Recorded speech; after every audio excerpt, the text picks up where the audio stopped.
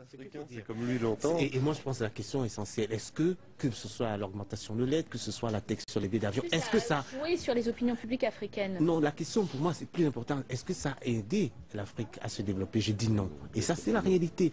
Et la question aussi de savoir, est-ce que... Pourquoi vous dites non? Parce que finalement, le système mis en place, quelles que soient les aides qu'on apporte, quelle que soit leur importance, a bénéficié à qui? A bénéficié à une classe dirigeante qui, elle, était en entente avec la classe dirigeante française. Elle n'a pas eu d'impact sur la réalité de la lutte contre la pauvreté, sur le développement, etc. Et c'est ça le vrai problème. Est-ce que la politique africaine de la France peut être plus favorable pour l'Afrique? Je pense que non. Mais est-ce qu'aujourd'hui, demain, le fait que la France ait des relations privilégiées avec l'Afrique, ça lui profite plutôt au plan diplomatique? C'est-à-dire, par exemple, elle a été soutenue par les pays africains en Irak, plus qu'au plan économique. Ça n'est plus une relation de type économique? C'est par défaut, parce qu'en fait, nous parlons, sur la question irakienne, par exemple, nous parlons de pays qui s'alignent. Mais quand le dictateur Saddam Hussein a été pendu, vous avez entendu un chef d'État africain dire quelque chose? Aucun. Les leaders, pour l'instant, à part l'Afrique du Sud, qui s'est exprimé, qui a exposé des principes, à croire qu'il n'y a aucun pays d'Afrique qui a des principes, qui est contre la peine de mort par principe. Et là, le silence africain répond, je pense, à pas mal des interrogations. Non, moi, ce que je pense, c'est que la diplomatie africaine, la diplomatie française pour l'Afrique n'a d'intérêt que, préserver l'influence française, qui n'est évidente que si elle a cette arrière-cour africaine, si elle n'existe plus pour elle, la France ne pèse plus sur la scène diplomatique. Et deux, sur le plan économique, des entreprises françaises engagées en Afrique, que ce soit Bouygues, Total ou autres, font de bénéfices considérables. Mais il leur faudra revoir leurs Sarkozy a beau dire oui, nous n'avons pas de grands intérêts, c'est faux. La France est quand même 5% de son chiffre d'affaires en Afrique, de son PIB en Afrique, c'est quand même beaucoup d'emplois. Si on coupe ces 5% de PIB en Afrique, ça fait beaucoup de chômage ici. Non, puis si la France n'a pas besoin de l'Afrique, économiquement, on se demande bien pourquoi elle y reste. Ça tombe sous le sens. Si la France n'a pas besoin de l'Afrique, pourquoi y rester? Les raisons diplomatiques ne suffisent pas pour vous, la sphère d'influence. En plus, il y a de vraies mauvaises habitudes. C'est-à-dire, il est entendu, même dans les états-majors politiques français, mais même dans une partie des médias français, que c'est un peu chez nous. Vous comprenez? C'est un peu naturel qu'on ait une opinion là-dessus. Alors que si on prendrait très très mal que des pays africains nous expliquent comment juguler certains de nos problèmes.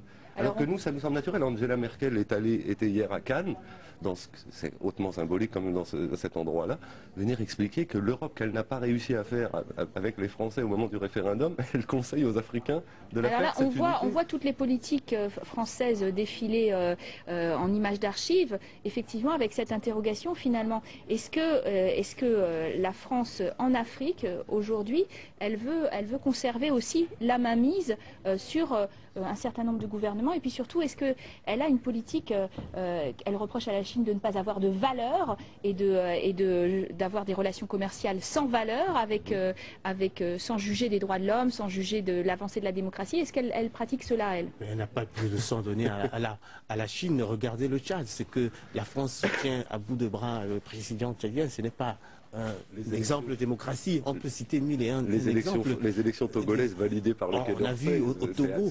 Non, au moins, sur ce point. Quel est le mouvement?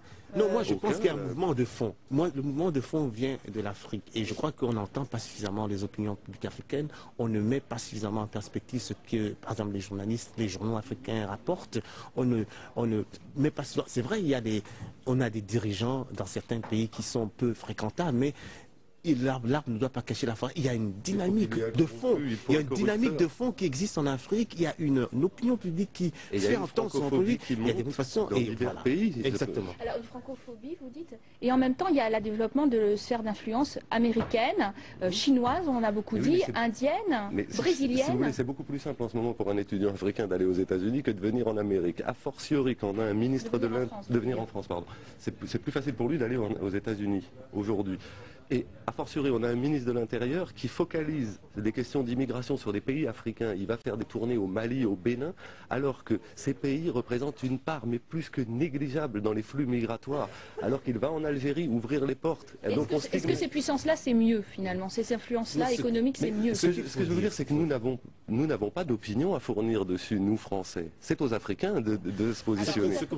Oui, non, ce qu'il faut dire, c'est que premièrement, il y a une réelle frustration des Africains, des élites africaines, que ce soit des intellectuels africains qui ont étudié ici et qui ne trouvent pas leur place ici, qui sont rejetés. Et je pense aussi qu'aujourd'hui, si on va en Amérique, si on va au Canada, si on va en Angleterre, allez en Angleterre, vous verrez des Africains qui réussissent dans tous les secteurs, architectes, dans la finance et tout, qui ont fait souvent des études ici. Mais en France, ils n'ont pas leur place, ils sont plutôt des gardiens. Ils n'ont pas leur place et rejetés. On termine sur ces mots sévères. En tout cas, merci à vous d'avoir participé à ce débat. Merci à vous de l'avoir suivi. Je vous donne rendez-vous très bientôt pour un nouveau Face à Face.